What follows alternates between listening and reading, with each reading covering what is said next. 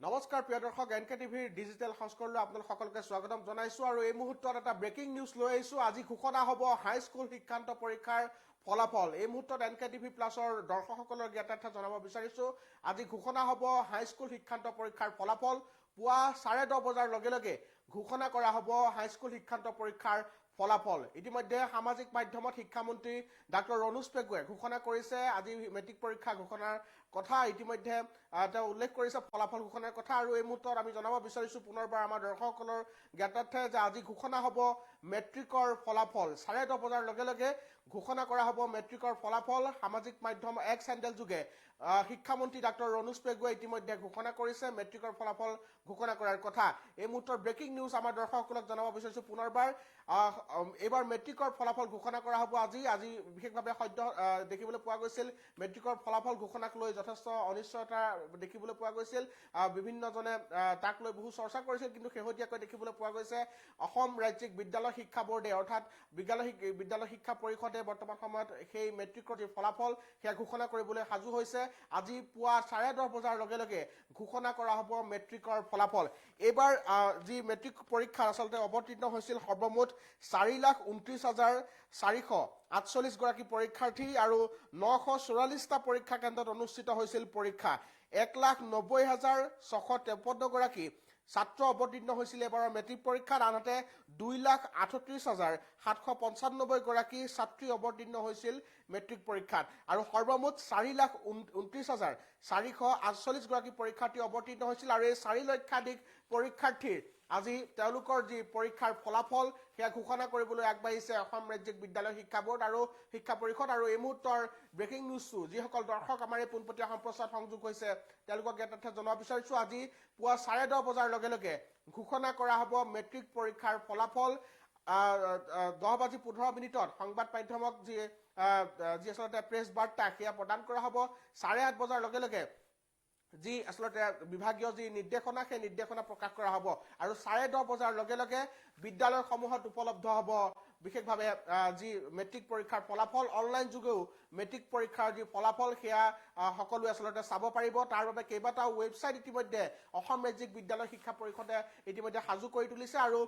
এই সকলোখিনি খবৰ এই মুহূৰ্তত আমাৰ দৰ্শকসকলক জনাব বিচাৰিছো 10:30 বজাৰ লগে লগে মেট্ৰিক পৰীক্ষাৰ ফলাফল ঘোষণা হ'ব 4 লক্ষাধিক পৰীক্ষাৰ্থী এবাৰ অৱতীৰ্ণ হৈছিল মেট্ৰিক পৰীক্ষাত আৰু এই 4 লক্ষাধিক পৰীক্ষাৰ্থীৰ অৱশেষত উৎকণ্ঠাৰ অৱসান ঘটিছে আৰু মেট্ৰিক পৰীক্ষাৰ ফলাফল আৰু কেই মুহূৰ্তমানৰ পিছতেই ঘোষণা কৰিব অসম ৰাজ্যিক বিদ্যালয় শিক্ষা পৰিষদে আমি সবিশেষ খবৰ জনাই যাম এই মুহূৰ্তৰ খবৰটো জনাইছো যে মেট্ৰিক পৰীক্ষাৰ ফলাফল ঘোষণাৰ কথা ইতিমধ্যে ৰাজ্য চৰকাৰৰ ফালৰ পৰা ইতিমধ্যে প্ৰকাশ কৰা হৈছে শিক্ষামন্ত্ৰী ডক্টৰ ৰনোজ পেগুৱে এক্স হেণ্ডেল যোগে তেওঁ সামাজিক মাধ্যমত এই কথা উল্লেখ কৰিছে যে আজি পুৱা 10:30 বজাৰ লগে লগে মেট্ৰিক পৰীক্ষাৰ ফলাফল ঘোষণা কৰা হ'ব ৰাজ্যৰ 4 লক্ষাধিক পৰীক্ষাৰ্থীৰ যি উৎকণ্ঠা সেই উৎকণ্ঠাৰ অৱসান ঘটিবলৈ মাজত মাত্ৰ কেইটামান মুহূৰ্ত তাৰ পিছতেই মেট্ৰিক পৰীক্ষাৰ ফলাফল ঘোষণা হ'ব কিন্তু গুৰুত্বপূৰ্ণ কথাটো এই মুহূৰ্তত মই পুনৰবাৰ জনাব বিচাৰিছো এইবাৰৰ মেট্ৰিক পৰীক্ষাটো নাথাকিব শীৰ্ষ 10টা স্থান কোনো ধৰণৰ শীৰ্ষ 10টা স্থান এই মুহূৰ্তত এইবাৰৰ পৰীক্ষাৰ ফলাফলতো দেখিবলৈ পোৱা নাযাব যি আচলতে শতাংশ সেই শতাংশ অনুসৰি আচলতে উত্তীৰ্ণৰ যিটো হাৰ সেই শতাংশ অনুসৰি আচলতে সকলোকে সেয়া আচলতে উত্তৰ যি ফলাফলত সেয়া আচলতে প্ৰকাশ কৰা হ'ব বুলি ইতিমধ্যে সদৰি কৰা হৈছে আৰু কেই মুহূৰ্তমানৰ পিছতে 10:30 বজাৰ লগে লগে ঘোষণা কৰা হ'ব মেট্ৰিক পৰীক্ষাৰ ফলাফল এই মুহূৰ্তৰ খবৰ আমাৰ দৰ্শকসকলক জনাব বিচাৰিছো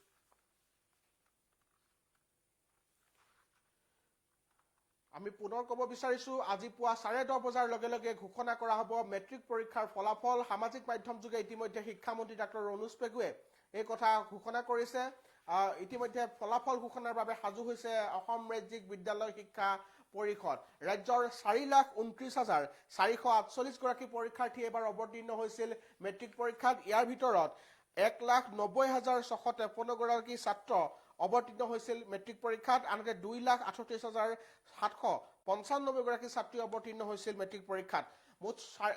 944টা পৰীক্ষা কেন্দ্ৰত অনুষ্ঠিত হৈছিল মেট্ৰিক পৰীক্ষা আৰু মেট্ৰিক পৰীক্ষাৰ ফলাফল ঘোষণা কৰিবলৈ অসম ৰাজ্যিক বিদ্যালয় শিক্ষা পৰিষদ ইতিমধ্যে সাজু হৈছে কিছু সময়ৰ পিছতে অৰ্থাৎ 10:30 বজাৰ লগে লগে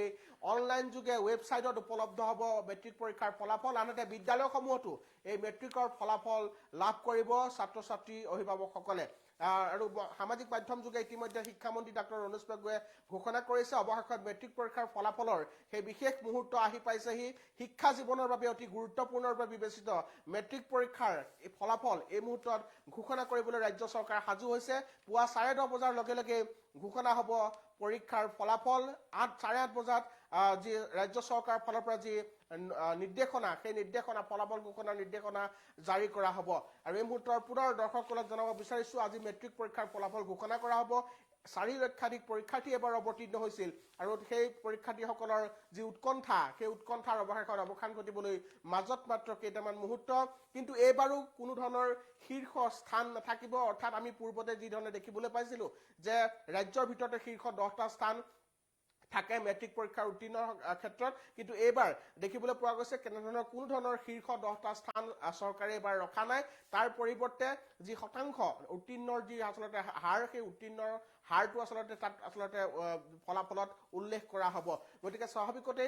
সকলোকে আচলতে সকলোৰে মনত যি অধীৰ আচলতে উৎকণ্ঠা এই মুহূৰ্তত দেখিবলৈ পোৱা গৈছে মেট্ৰিক পৰীক্ষাৰ্থীসকল তথা অভিভাৱকসকলৰ মাজত আৰু তাৰ মাজতে শিক্ষামন্ত্ৰীৰ যি ঘোষণা যে 10:30 বজাৰ লগে লগে ঘোষণা হ'ব হাইস্কুল শিক্ষান্ত পৰীক্ষাৰ ফলাফল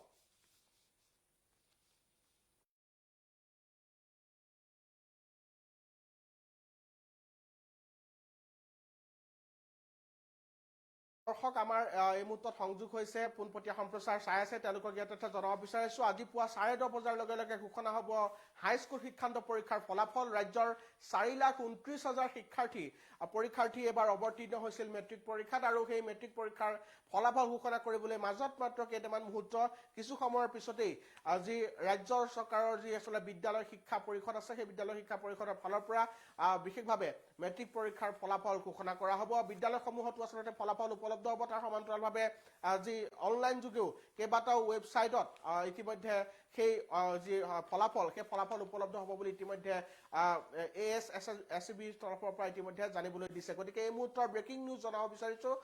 2024 বৰ্ষৰ যি মেট্ৰিক পৰীক্ষাৰ ফলাফল সেই ফলাফল বৰ্তমান সময়ত ঘোষণা কৰিবলৈ ক্ষমা কৰিব 2025 বৰ্ষৰ মেট্ৰিক পৰীক্ষাৰ ফলাফল ঘোষণা কৰিবলৈ মাজত মাত্ৰ কেইটামান মুহূৰ্ত কিছু সময়ৰ পিছতেই 10:30 বজাৰ লগে লগে মেট্ৰিকৰ ফলাফল ঘোষণা হ'ব আৰু ৰাজ্যৰ 4 লক্ষাধিক পৰীক্ষাৰ্থীৰ যি উৎকণ্ঠা সেই উৎকণ্ঠা অৱসান ঘটাৰ দিশে